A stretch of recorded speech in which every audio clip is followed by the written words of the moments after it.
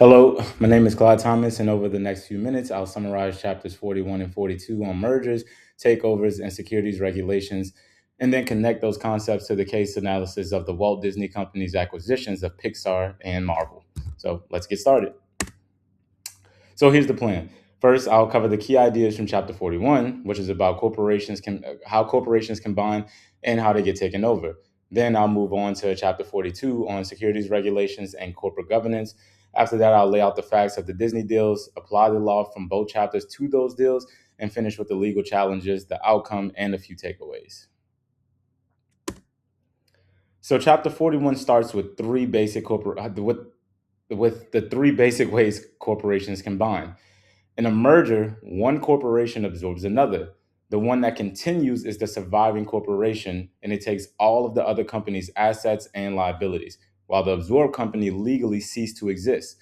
A consolidation is similar, except both originals disappear and a brand new corporation forms in both of their places. The third option is a share exchange, where shares are traded so one company becomes a parent and the other company becomes a subsidiary, but both do continue to exist. One thing to hold on to is that mergers and consolidations are what the book calls extraordinary matters.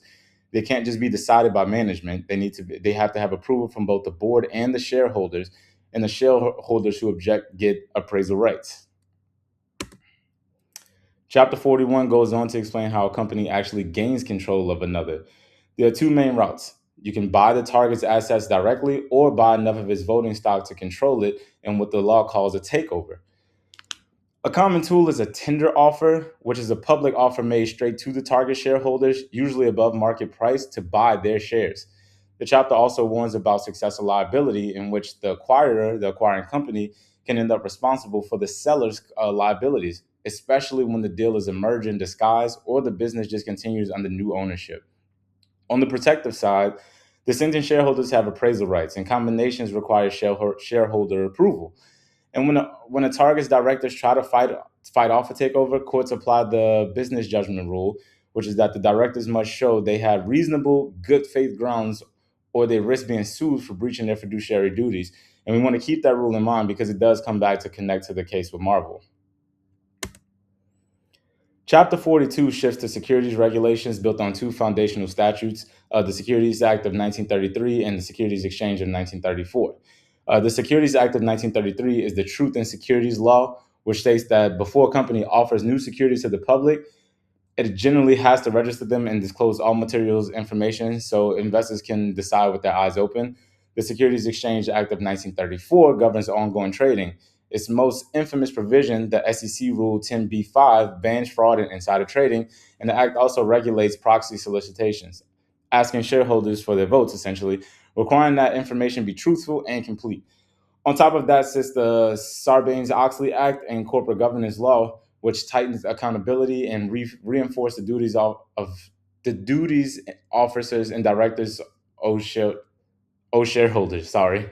The key link for our case is the moment a company uses its own stock as payment, it's issuing securities, and that pulls the 1933 Act into the deal. So let's turn to the case.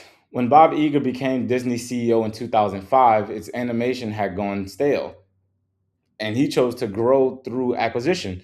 In 2006, Disney acquired Pixar in an all stock merger worth about $7.4 billion, exchanging 2.3 Disney shares for every Pixar share. Pixar was absorbed, Disney was the surviving corporation, and Steve Jobs, Pixar's controlling owner, became Disney's largest single shareholder. 3 years later, in 2009, Disney acquired Marvel for about $4 billion, or $50 a share. That one was structured as a cash and stock deal, $30 in cash plus about 0.745 Disney shares per Marvel share. With it, Disney gained a library of more than 5,000 characters. Now, the connection to Chapter 41, the Pixar deal is a textbook merger. Pixar was absorbed in Disney as the surviving corporation, inheriting all of Pixar's assets, contracts, and obligations.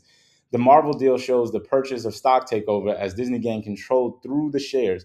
But notice it was a friendly takeover approved by both boards, not a hostile tender offer or over management's objection. Successor liability shows up vividly because Disney stepped into Marvel's shoes, so it inherited Marvel's legal disputes, including a fight with the heirs of artist Jack Kirby. who tried to reclaim the copyrights to characters like the X-Men.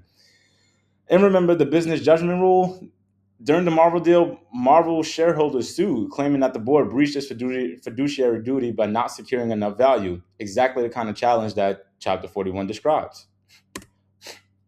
Chapter 42 connects just as directly because Disney paid with its own stock in both deals. That meant Disney had to register those new shares under the Securities Act of 1933, which it did by filing a Form S-4 registration statement. Marvel shareholders then received the proxy statement and prospectus laying out all the material terms before they voted. That's the 1933 Act's disclosure principle in action, tied to the proxy rules from the 1934 Act. On top of the securities law, both deals had to clear antitrust review under the Hart-Scott-Rodino Act, with the pre-merger notification and a waiting period. Because Disney and Pixar were complementary, Disney already distributed Pixar's films, so regulators had no serious competition concerns and the deals were clear.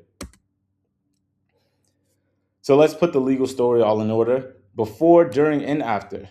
Before closing, the deals had to pass antitrust review and complete securities registration. During the Marvel deal, the shareholder class actions I mentioned were filed and then settled for $10.5 million plus 300,000 shares. And after closing, the Jack Kirby copyright fight ran for years before Marvel and the Kirby family, reached a confidential settlement in 2014. So were the acquisition successful? I would say overwhelmingly so. Pixar's films added more than $11.5 billion at the global box office after the deal, and Marvel's films brought in over $18 billion within a decade. And Iger himself later called Pixar the best acquisition of his career. To bring it all together, Chapter 41 and 42 teach that mergers and takeovers are extraordinary matters governed by approval, appraisal, and fiduciary duty rules. That paying with stock brings a deal. It also states that paying with stock brings a deal under the securities law registration and disclosure requirements, and that a surviving corporation inherits both the assets and the legal baggage of the company it buys. Disney's Pixar and Marvel acquisitions show all of those doctrines working together in one very real, very profitable set of deals. Thank you for watching, and I'm happy to present.